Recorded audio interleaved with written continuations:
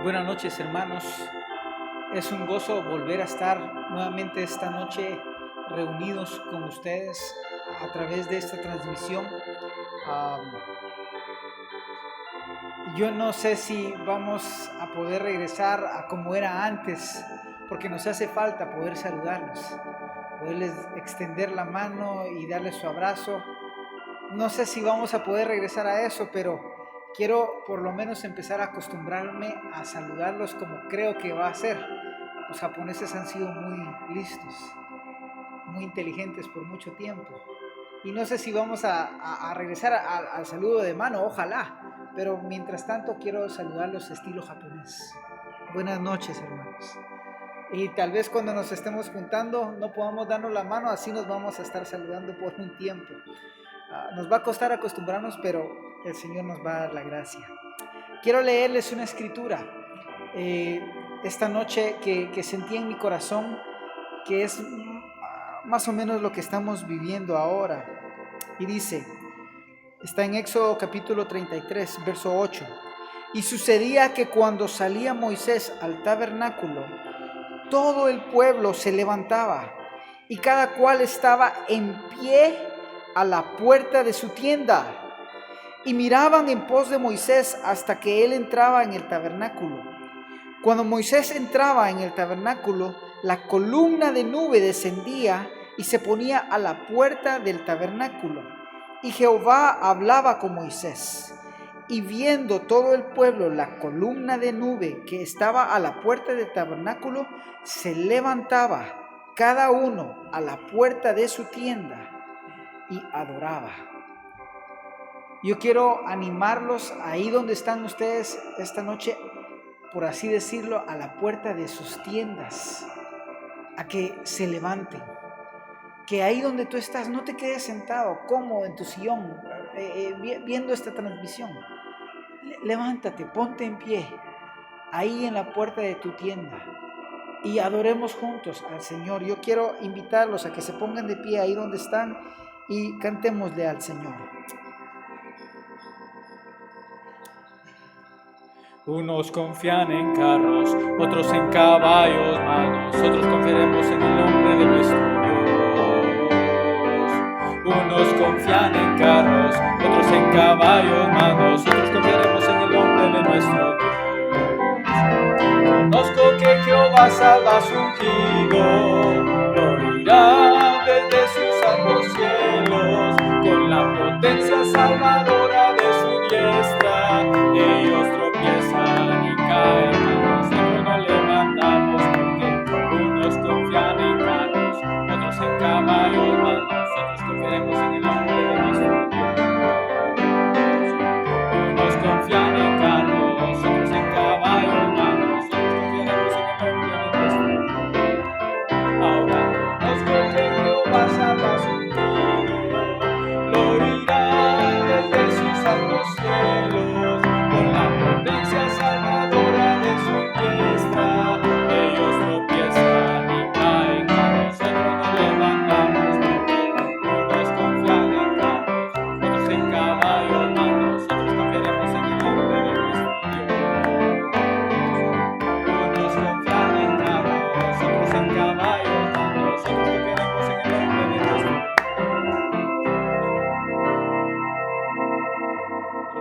Los redimidos del Señor volverán a Sion, vendrán cantando, y en sus vidas gozo eterno brotará. Los redimidos del Señor volverán a Sion, vendrán cantando, y en sus vidas gozo eterno brotará. Conseguirán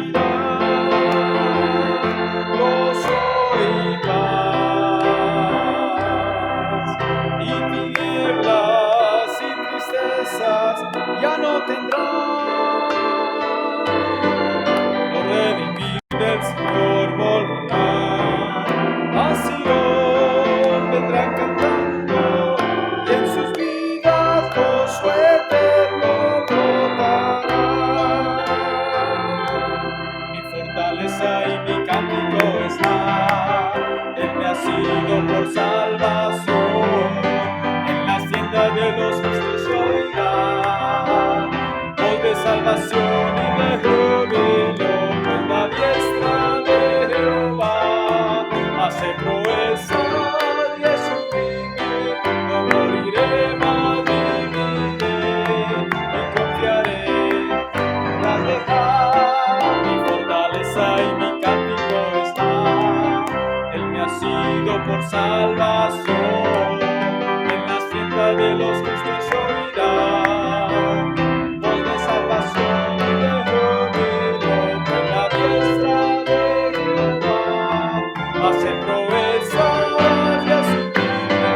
No moriré, mas viviré y contaré las obras de Jehová. De Jehová cantaré yo las misericordias, cantaré.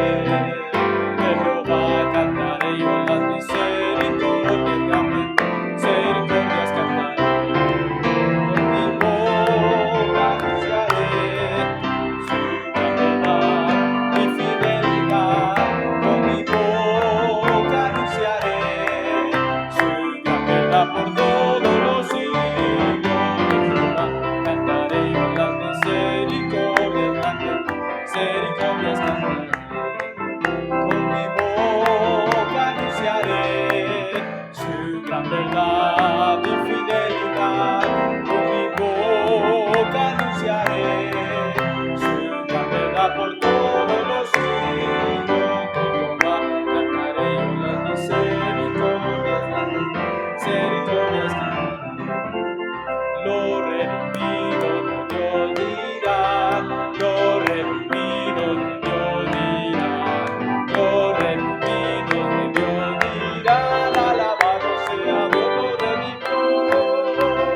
Los redimidos de Dios dirán, los redimidos de Dios dirán, los redimidos de Dios dirán, alabado sea Dios los redimió. Los redimidos de Dios dirán, los redimidos de Dios dirán, los redimidos de Dios dirán, alabado sea Dios los redimió. Con mi boca anunciaré su gran verdad y fidelidad. Con mi boca anunciaré su gran verdad por todos los siglos. De Jehová cantaré yo las misericordias, misericordias cantaré. Con mi boca anunciaré su gran verdad y fidelidad. Con mi boca anunciaré su gran verdad por todos los siglos. De Jehová cantaré yo las misericordias grandes, misericordias cantaré. Te adoramos, Señor.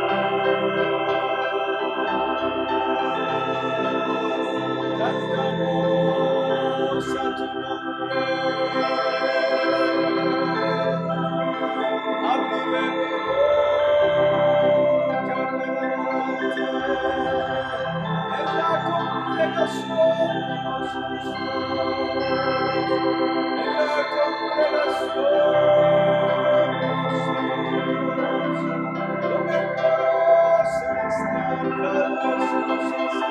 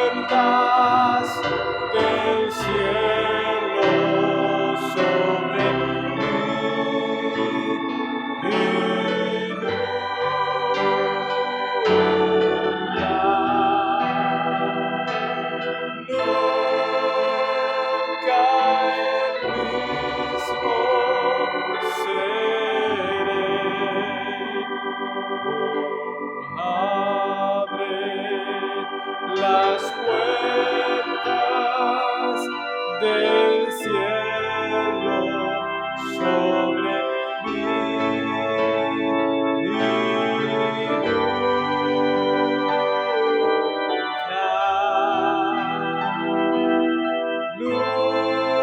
Nunca el mismo seré. Tú saciarás el anhelo del corazón, sanarás y vendarás al quebrantado.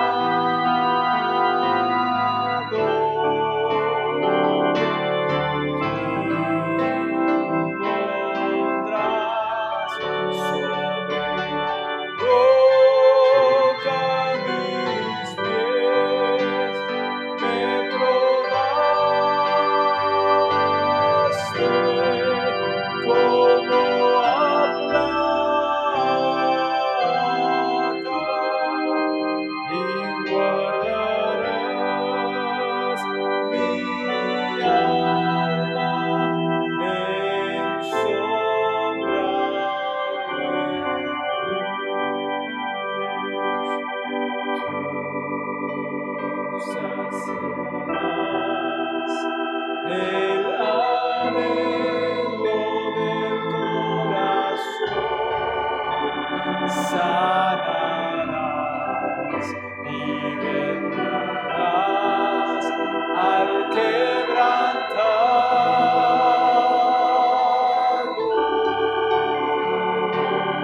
Tú pondrás sobre la roca mis pies, me probaste como a plata y guardarás mi alma en sombra de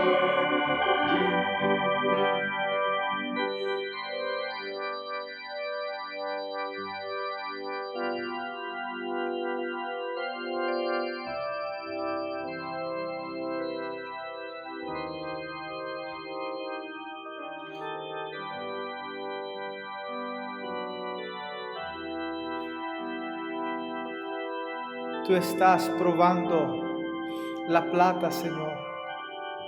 Tú estás limpiando la plata y el oro. Señor, por favor, escudriña nuestros corazones. Escudriña lo más íntimo de nuestro ser, Señor. En estos días, por favor, haznos ver nuestra gran necesidad.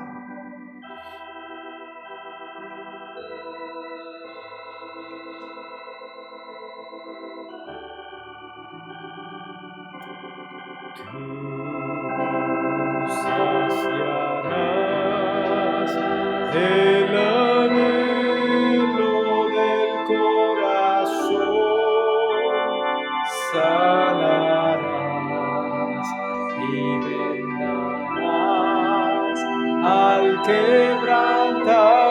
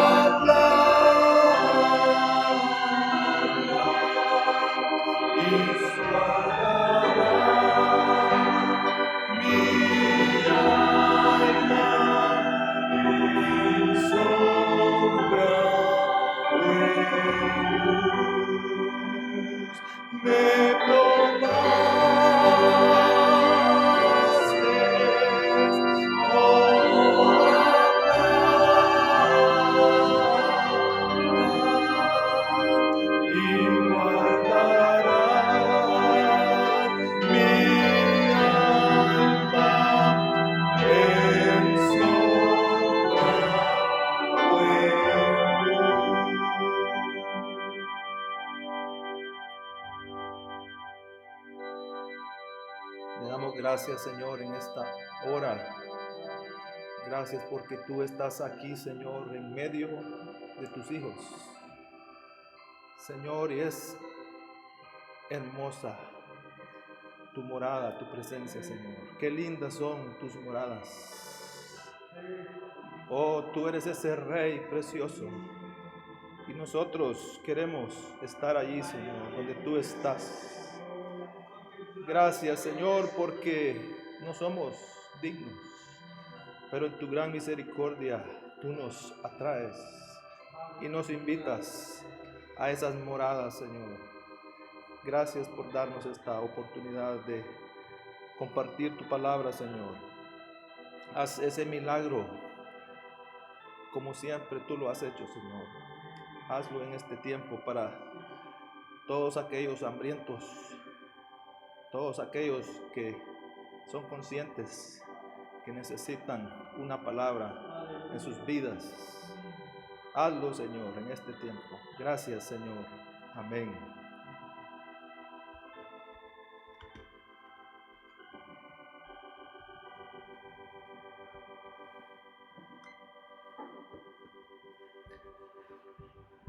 Estoy muy agradecido con el Señor por esta oportunidad.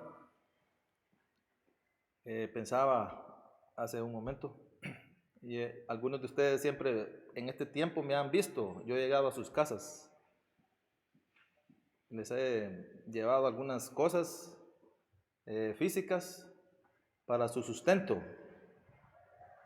Pero en esta oportunidad, pues el Señor ha permitido que yo pueda compartirles también un sustento, pero el sustento espiritual. Y me es de mucha alegría y gozo poderlo hacer.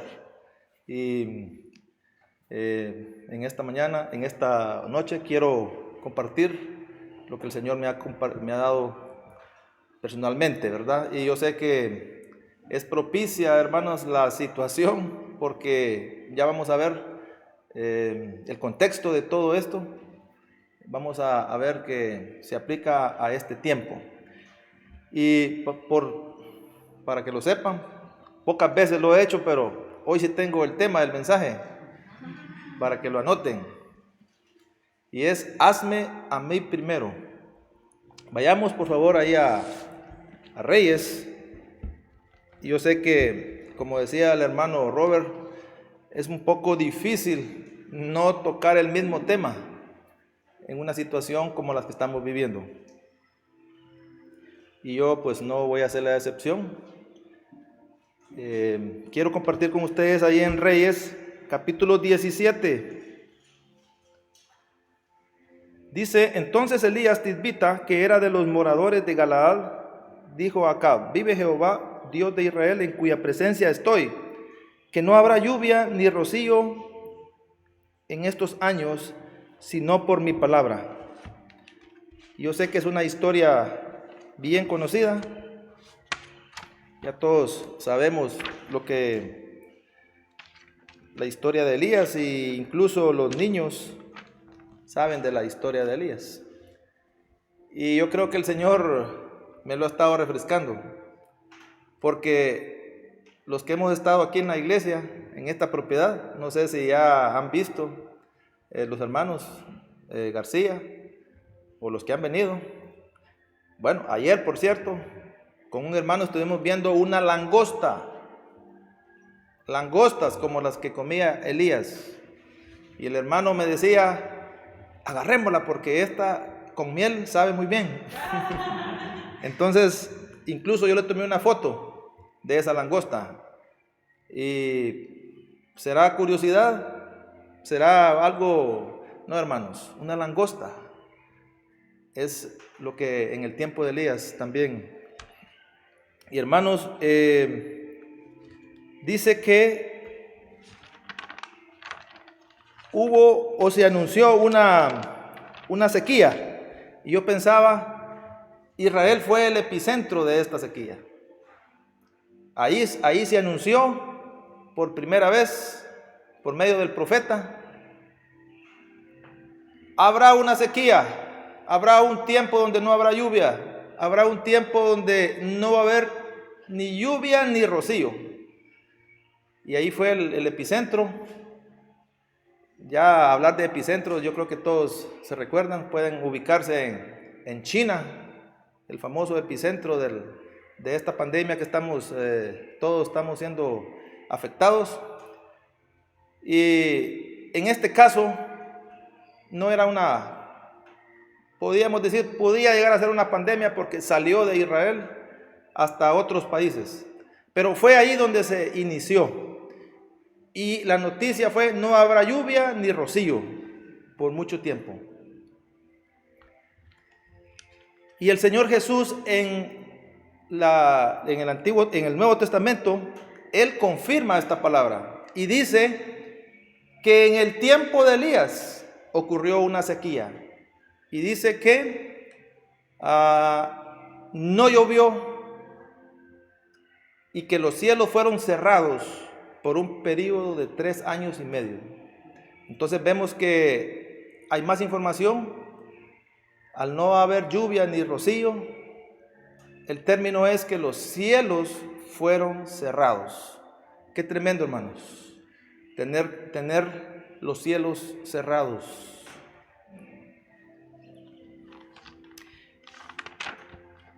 En el mismo pasaje de Elías, en el capítulo 17, versículo 7, pasados algunos días se secó el arroyo porque no había llovido. Hermanos,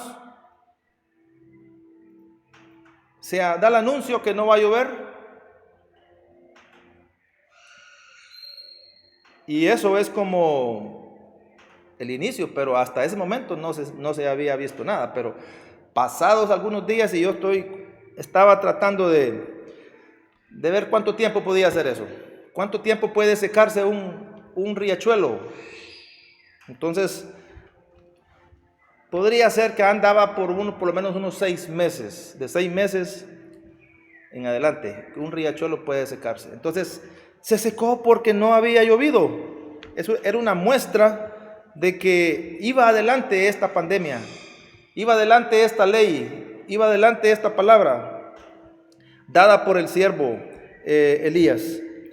Y después de un tiempo, Dios le dice a Elías que se levante, en el versículo 9, y que se traslade para Sarepta de Sidón. Y es que Sidón, hermanos, está en la parte norte de Israel. Sidón era el límite costero de esa región de Medio Oriente. Era costa. Por ahí estaba Tiro, Sidón y Sarepta, que era parte de Sidón. Toda esa región era conocida como los fenicios. Fenicios significa sidonios, que es la misma zona. Y la Biblia nos habla acerca de este pueblo. Este pueblo dice que la costumbre de los sidonios era un pueblo seguro, confiado, tranquilo, ocioso, y que no hacían negocios con nadie. Es interesante esta información acerca de estas personas, pero hasta allí fue enviado Elías, a esa región, a un pueblo donde podíamos decir que solo ellos hacían sus negocios, solo ellos hacían negocios, se llevaban y no les interesaba a las demás personas.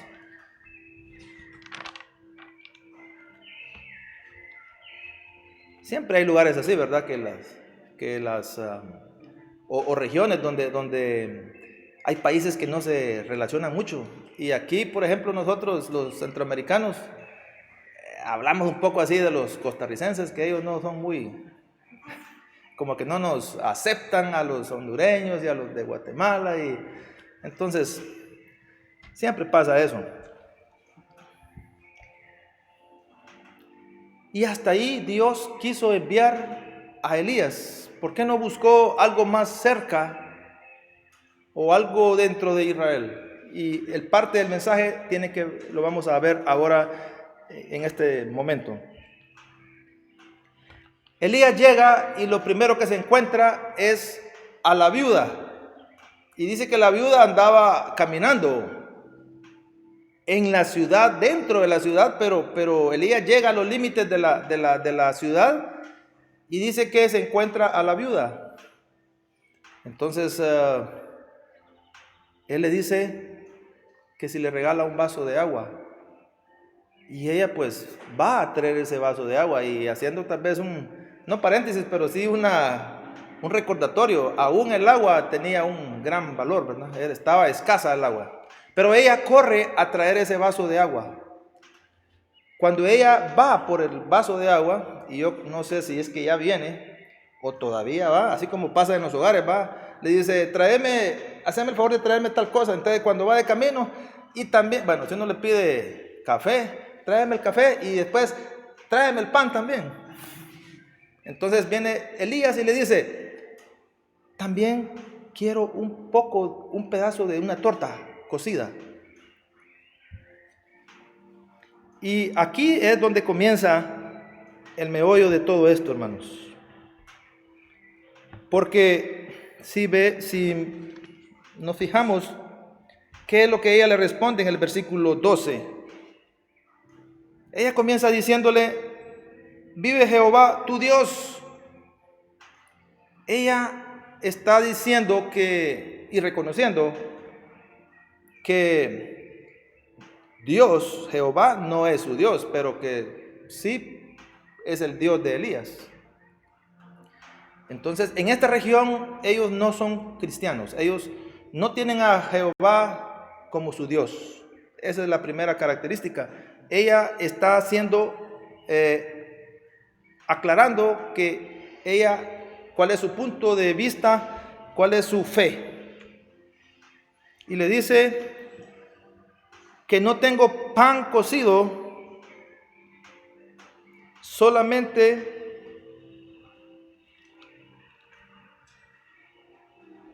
le dice, no tengo un pan cocido y solamente tengo un poquito de harina y de aceite.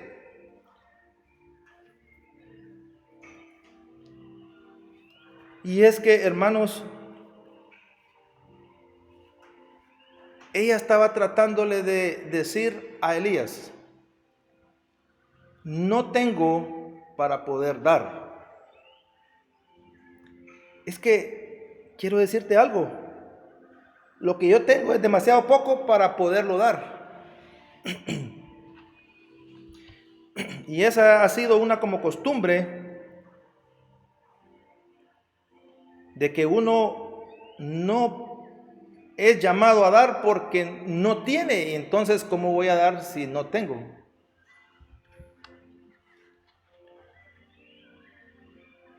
Y yo crecí, hermanos, quiero ser sincero con ustedes, yo crecí por muchos años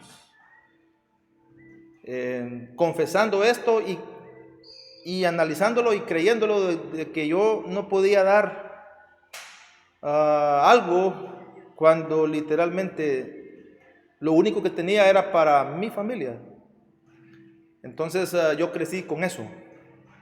Y no sé, algunos de ustedes si lo han tenido, pero es una costumbre. Y de ahí viene el dicho que no da el que tiene, sino el que quiere.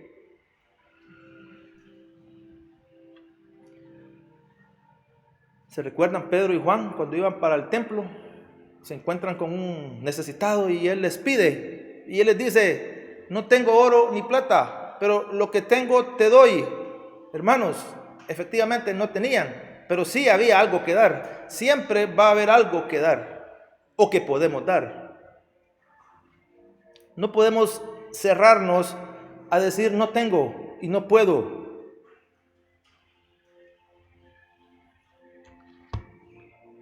En segundo lugar, ella le dice, lo único que tengo es para mí y para mi hijo. Y eso me llamó mucho la atención, hermanos, porque ella no dice, lo único que tengo es para mi hijo y para mí. Ella dice, lo que tengo es para mí y para mi hijo. Y para los que somos padres, hemos podido, muchas veces hemos nos hemos confrontado con esto, es que hay poco, pero uno prefiere que ellos coman y después coma uno. Pero vemos que la prioridad de ella era ella primero, y después su hijo y después los demás. Si lo vemos, la costumbre de los sidonios era hacer negocios entre ellos, solamente ellos, los demás quedan sobrando o en segundo o tercer lugar.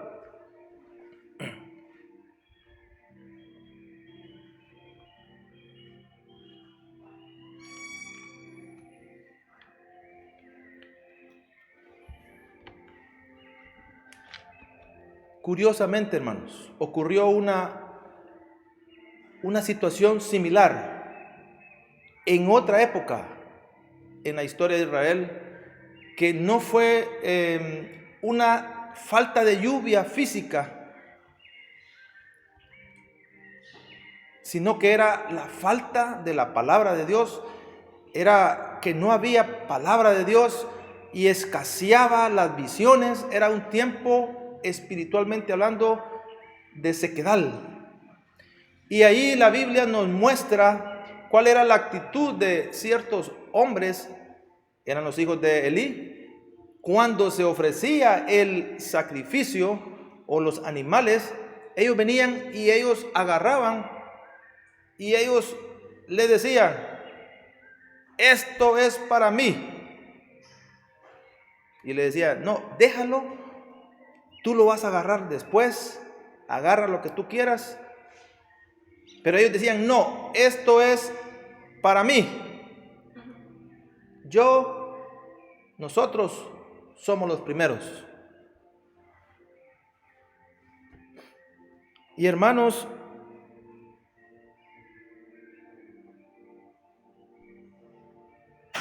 ¿qué pasó con los hijos de Elí? ¿Qué pasó? Ellos murieron, hermanos. El término de este camino va a ser la muerte.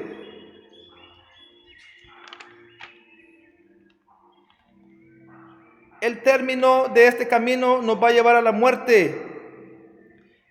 Con razón esta mujer le dice: yo recogía unos 2 leños, yo voy a hacer un poquito de harina y aceite para mí y mi hijo, y después vamos a morir. Qué tremendo, hermanos. Vamos a morir si seguimos con este camino. Nosotros, pensando en nosotros, vamos a morir, hermanos.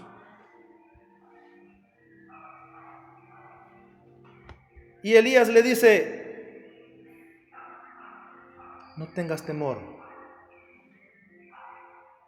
pero hazme a mí primero, como te lo he pedido, una torta. Y hermanos, el profeta viajó un montón de kilómetros para salvar una vida de la muerte, para cambiar sus prioridades.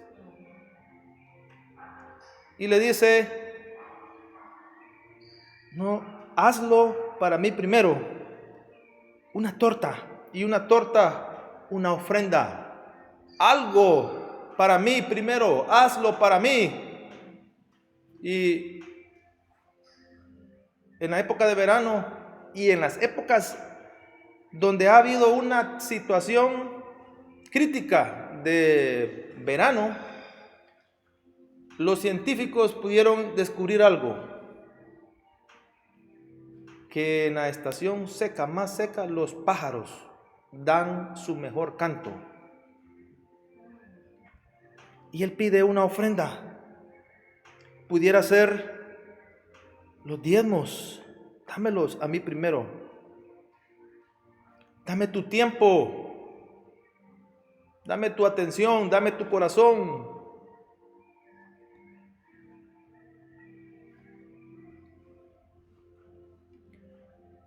Y hermanos, la oración modelo que el Señor nos dejó dice: venga tu reino y hágase tu voluntad En Mateo 6, 31 y 32 dice, Él utiliza la palabra no os afanéis al principio de ese capítulo, y en esos versículos Él les vuelve a decir no os afanéis pues. Ese pues es como una afirmación de que no lo hagamos, porque dice, ¿qué comeremos? ¿O qué beberemos? ¿O qué vestiremos? ¿Qué podemos ver ahí? ¿En qué persona está escrito esto? Está en primera persona. No os afanéis diciendo, ¿qué comeremos? ¿Qué beberemos? ¿Qué vestiremos?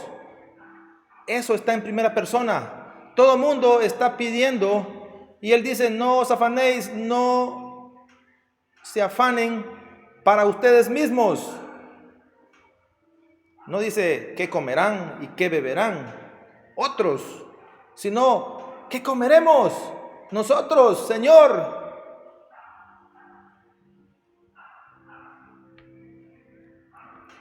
Versículo 32 dice, los gentiles buscan estas cosas. Los gentiles, los que han estado fuera del reino de Dios, ellos lo hacen, pero ustedes no deberían de ser así. En el reino de Dios no debe ser así. Y el Señor les dice, no se afanen por ustedes mismos, porque eso lo hacen los demás. Mas buscad primeramente el reino de Dios y su justicia, y todas esas cosas van a ser añadidas. Si vemos la historia de Samuel, donde también está Ana tiene una necesidad, y ella le dice al Señor, Señor, yo necesito un hijo. Quiero que quites la afrenta de mi alma, y yo lo voy a dar. Y ella lo dio, hermanos. Lo primero que tenía lo dio. Imagínense, qué esterilidad. Y uno puede decir, ¿qué puede dar alguien estéril? Pero ella aún no lo tenía, pero aún así estaba diciendo, lo voy a dar. Y dice la Biblia que Dios le dio 3 hijos y 2 hijas. Dios es fiel, hermanos.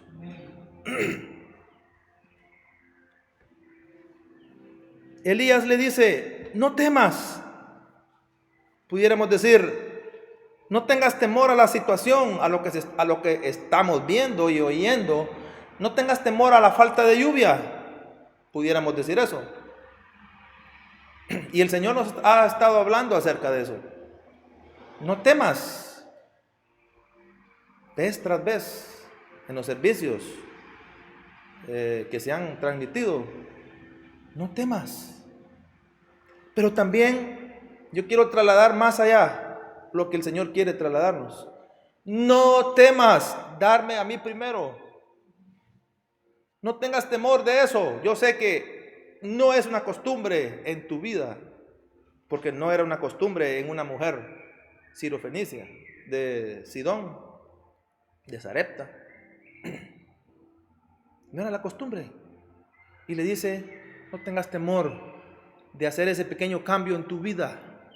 Estabas acostumbrado para ti primero, ahora yo te enseño un camino que te va a llevar a la vida, no a la muerte.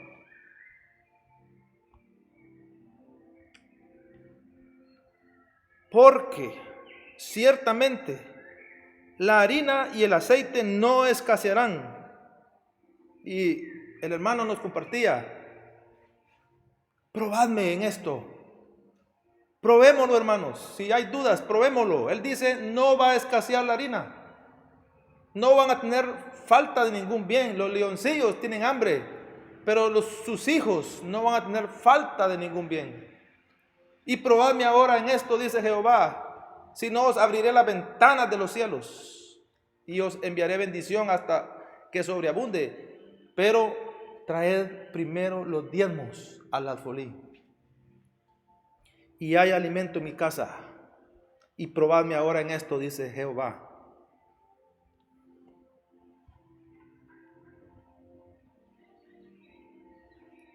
Él quiere librarnos, hermanos, de ese camino. Él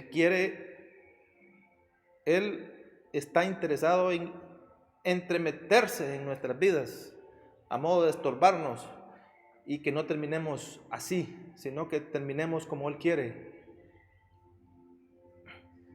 Él está poniendo de su parte. Elías haciendo un gran esfuerzo para poder llegar a esta mujer.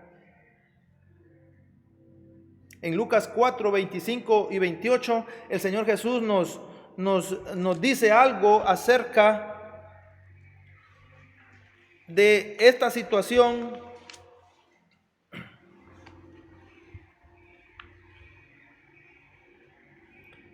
Y lo que yo he aprendido de mis líderes, cuando algo se repite 2 veces, o algo se menciona en el Antiguo Testamento y el Nuevo Testamento lo vuelve a tocar, hermanos, es algo sumamente importante. Y en Lucas 4, el Señor Jesús está con ellos, con sus vecinitos, con los que Él creció, en la ciudad donde Él nació, donde se crió, y todos lo conocían.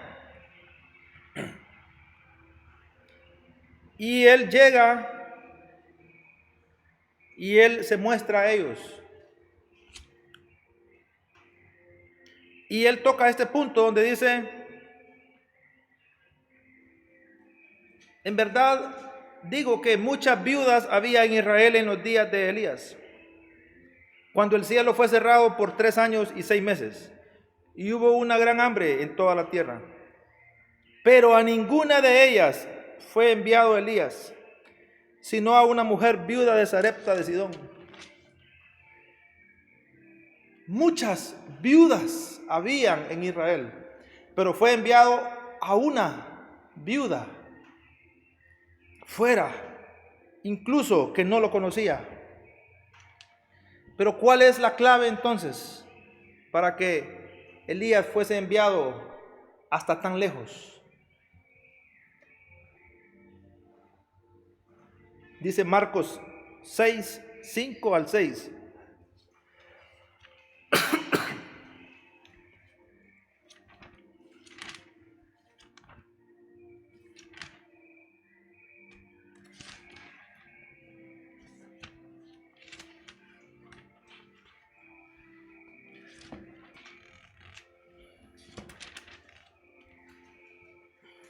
Aquí está en el mismo lugar. Y dice que estaba con ellos y les dice: no hay profeta sin honra sino en su propia tierra y entre sus parientes y en su casa. Y es ahí donde él menciona a esta viuda. Y dice: y no pudo hacer ahí ningún milagro, salvo que sanó a unos pocos enfermos, poniendo sobre ellos las manos. Increíble, hermanos. El Creador no pudo hacer algo. ¿Qué es más fuerte entonces que Dios, que la mano de Dios? La incredulidad. Y estaba asombrado de la incredulidad de ellos.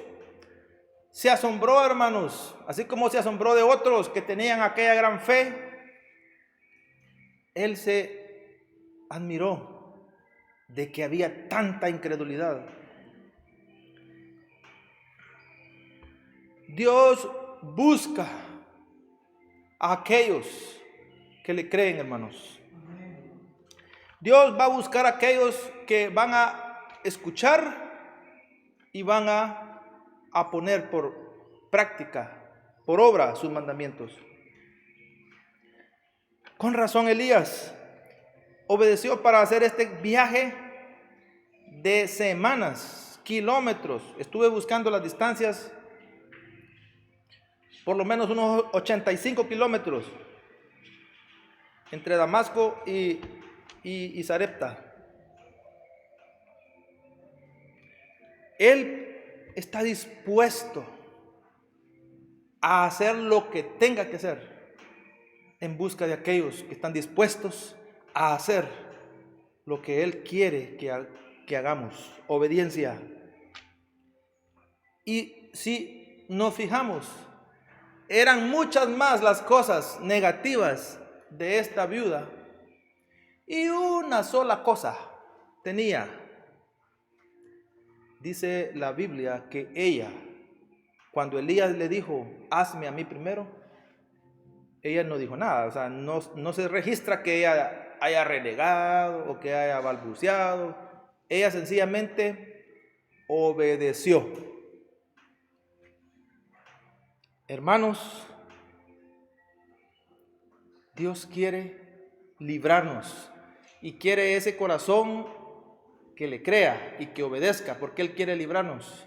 Por eso Él no buscó a esas viudas de Israel, sino que tuvo que irse lejos con tal de atender un corazón dispuesto y que obedecía.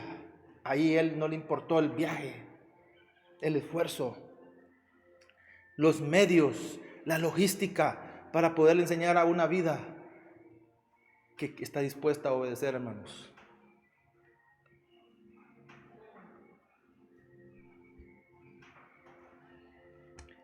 Y hermanos, nuestro Dios es fiel. Elías, cuando llegó, esta mujer apenas tenía unas poquitas cosas ya por terminarse, y en ese recorrido de semanas, muchos días, no llegó un día después, no llegó un día antes, llegó justo cuando ella estaba ya por ofrecer lo último que tenía. Nuestro Dios va a llegar, hermanos. Nuestro Dios es fiel. En el mismo contexto que les he hablado de Samuel, dice que escaseaba la visión, la palabra de Dios, y que la lámpara de Jehová estaba encendida, pero a punto de apagarse. Y antes de apagarse, Dios le habló a Samuel. Dios va a llegar, hermanos. En el punto final, Él va a llegar. Sarepta, el nombre de Sarepta, ¿qué es Sarepta? Sarepta es taller, lugar de refinación, es fundición, y también es un joyero donde trabajan los metales. Los que escuchamos el mensaje anterior, hablaba de prueba, hablaba de metales, hablaba de mezclas, y todo eso, cuando uno piensa, se ubica en un lugar. Nuestra mente se va a un lugar con el herrero, con el fundidor, con algo, con el recipiente, con fuego. Eso es Sarepta, hermanos. Para la viuda era su prueba, era la definición de su vida, era la separación de sus costumbres para algo nuevo, hermanos. Estamos en un tiempo de prueba, como decía el hermano. Evidentemente está definiendo los corazones, qué actitud tomar, y que podamos ser hallados libres de todas las cosas que están en nuestro corazón y que estorban. El yo primero. Lo que necesitamos es que nos atiendan. Hermanos, el Señor está buscando esos corazones dispuestos, como esta mujer que fue obediente. Que Él haga de nosotros hombres y mujeres obedientes, y que piensen, y más en este tiempo, en los demás, que intercedan, que den todo lo que puedan ofrecer para el beneficio de sus hijos. Que el Señor les bendiga, hermanos.